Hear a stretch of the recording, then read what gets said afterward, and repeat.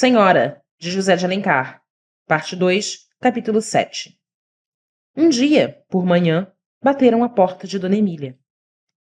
Quando a viúva e a filha vieram à sala, acharam sentado no sofá um velho, alto e robusto, cujo traje denotava provinciano ou homem do interior.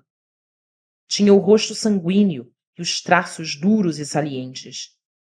Cravou ele o olhar pesado no semblante de Aurélia, sem erguer-se à chegada das senhoras.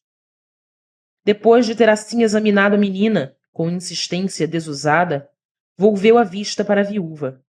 Reparou no vestido preto desbotado que ela trazia por casa e tornou a descarregar os olhos torvos sobre a moça. Dona Emília, assustada com estes modos, trocou um sinal de inteligência com a filha. Ambas receavam achar-se em presença de algum louco ou ébrio.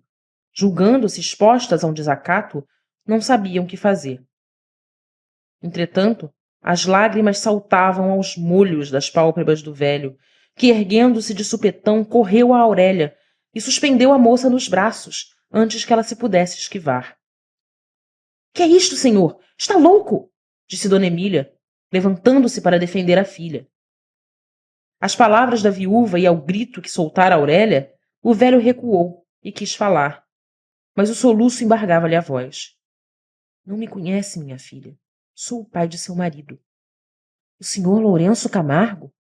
Ele mesmo. Não consente que abrace minha neta?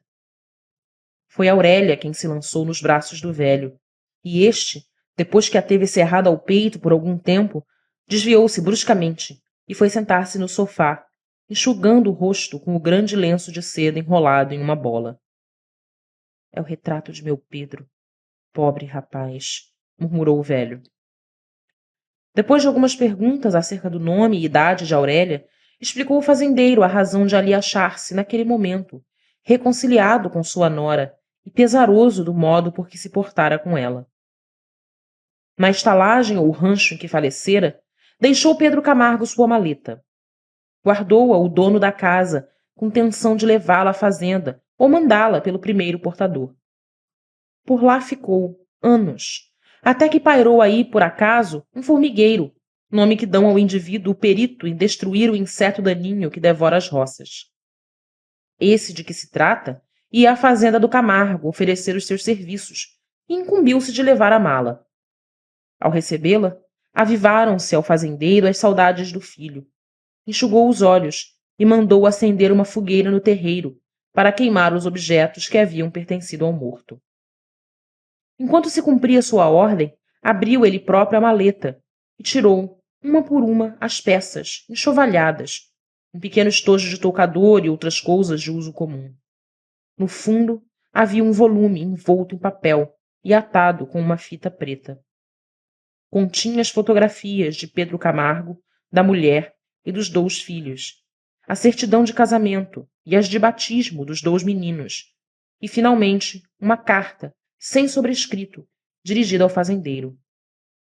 Essa carta, de data muito anterior ao falecimento, indicava que Pedro Camargo tinha a princípio pensado em suicidar-se e se preparara para levar a efeito esse desígnio, escrevendo ao pai, a fim de implorar-lhe o perdão de sua falta.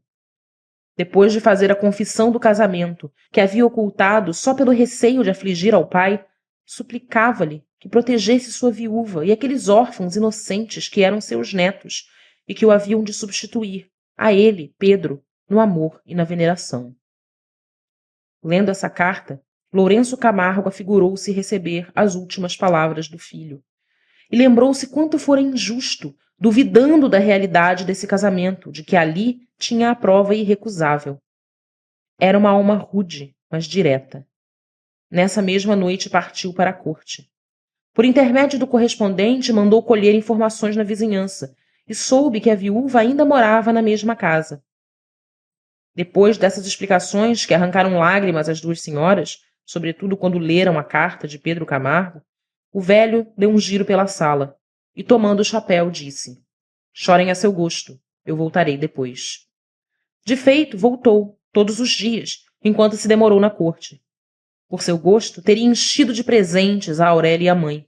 Porém, as 2 senhoras acanharam-se com a excessiva liberalidade, pelo que amuou-se o velho fazendeiro.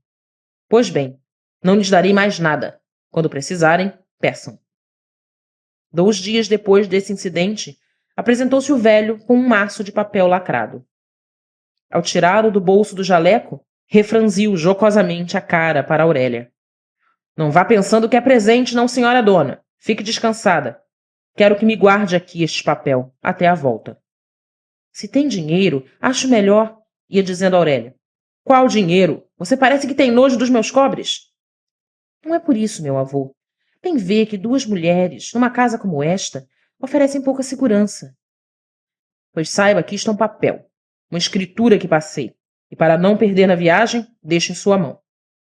Na capa do maço estavam escritas em bastardinho estas palavras: para minha neta Aurélia guardar, até eu, seu avô, lhe pedir. L. S. Camargo. Partiu o velho para a fazenda, tendo mandado adiante de si pedreiros, carapinas e pintores, a fim de quanto antes transformar o velho e sujo casebre em uma habitação digna de receber a família de Pedro Camargo, com certo aparato que o fazendeiro considerava indispensável como reparação de sua anterior indiferença. Além do material do edifício, havia também no regime da casa certos hábitos inveterados que se estabelecem em algumas fazendas, sobretudo quando são os donos solteirões. Camargo carecia pelo menos de 1 mês para coibir umas familiaridades antes toleradas e abolir certa moda de saia ou tanga que dava às crioulas uns ares de dançarinas, menos a calça de meia e os frocos de gaze. Compreendia o Camargo que estas minudências, inocentes para um velho barbaçudo como ele, deviam arrepiar os escrúpulos da corte.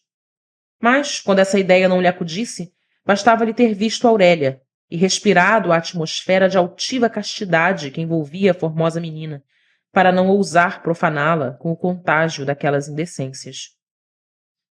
Logo após a partida de Camargo, Dona Emília teve um dos costumados acessos da moléstia crônica, porém tão forte que inspirou sérios receios ao médico. O paroxismo cedeu à aplicação de remédios enérgicos, mas a viúva não se levantou mais do leito, onde agonizou cerca de 2 meses. Foi este o período mais difícil da vida de Aurélia, porque às mágoas acerbas de seu amor ludibriado acresceu a dor dos sofrimentos de sua mãe. E como se não bastasse esse golpe para acabrunhá-la, veio agravar esta situação a miséria com seu cortejo. Quando apareceu o Camargo, enviado pela providência para reconhecer a nora e a neta, a existência das 2 senhoras já era bastante penosa. Consumido o dinheiro que lhes entregara o tropeiro, viviam das costuras de Aurélia e do preço de algumas jóias ainda presentes de Pedro. Não chegavam, porém, estes escassos recursos e teriam passado inclemências se não fosse o crédito obtido na loja e venda em que se supriam. Com algum dinheiro que o fazendeiro deixara à viúva, pagara ela essas dívidas e o resto entregara à filha para as despesas. Enquanto durou essa quantia, pôde Aurélia fazer face às despesas, mas estas avultaram com a moléstia da mãe, e breve não houve com que mandar ao mercado comprar um frango para o caldo da enferma. Foi só nessa ocasião que Aurélia cedeu às instâncias do doutor Torquato Ribeiro e recebeu dele emprestados 50.000 réis. Até então, rejeitara sempre o seu oferecimento e esforçava-se por ocultar-lhe a penúria em que se achava.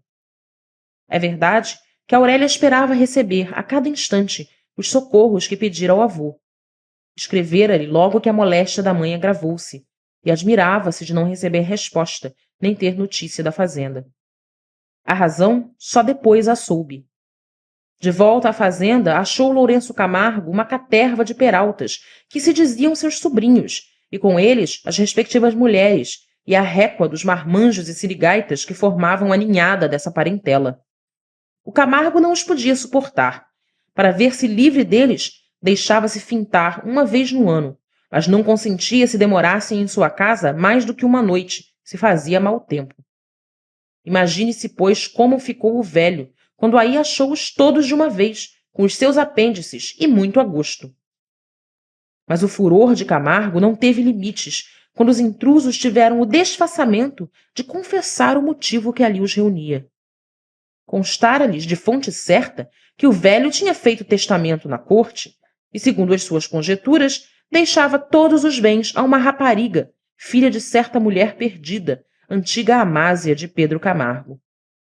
À vista disso, haviam-se reunido, e ali estavam para declarar ao tio que não consentiriam jamais em semelhante expoliação. Se, como esperavam, ele não reparasse o seu erro, para o que já traziam o escrivão de paz, o preveniam desde logo que anulariam esse testamento pela instituição de pessoa indigna. Neste ponto, apoiavam-se no voto de um rábula, de que, por cautela, se tinham acompanhado. O velho Camargo conteve-se durante essa exposição, mas como se contém a torrente, que sobe para romper o dique, e a tempestade, que se condensa até desabar. Quando o rábula, aberta a caixa de rapé, fechou a chave dos 2 dedos tabaquistas para agarrar a pitada que devia destilar-lhe no nariz o monco e a eloquência, não achou presa. A buceta de tartaruga voara pelos ares a um murro de Camargo, que, apanhando uns arreios de mula cargueira suspensos à varanda, caiu na parentela e dispersou-a a lambadas de couro e ferro. Homens, mulheres e meninos, tudo foi escovado. Ao mesmo tempo, o fazendeiro gritava pela negraria e, armando-a de peias e manguais, enxotava de casa a praga que a tinha invadido. Só depois que a deixou na estrada com as trouxas e malas de bagagem, voltou o velho. Mas o corpo robusto, que apesar dos 70 anos desenvolveu aquele prodigioso esforço físico, não pôde resistir à explosão da cólera estupenda que subverteu-lhe a alma. Quando não teve mais em quem descarregar a indignação, esta subiu-lhe ao cérebro e fulminou-o. O ataque paralisou-o completamente. A vitalidade de sua organização lutou, cerca de 2 meses, nesse corpo morto, até que, afinal, extinguiu-se. Em todo esse tempo, não deu acordo de si. As cartas de Aurélia ficaram na gaveta, onde as guardara o administrador. Com diferença de dias, veio a falecer também Dona Emília, deixando Aurélia em completa orfandade. Nesse transe cruel, o doutor Torquato Ribeiro não abandonou a moça, e foi a rogos dele que Dona Firmina Mascarenhas levou a órfã para a sua casa. À exceção dessa parenta afastada, nenhuma outra pessoa da família apareceu ou mandou à casa de Aurélia durante a enfermidade da mãe e depois do passamento. O Lemos e sua gente não deram sinal de si. Fim do capítulo 7.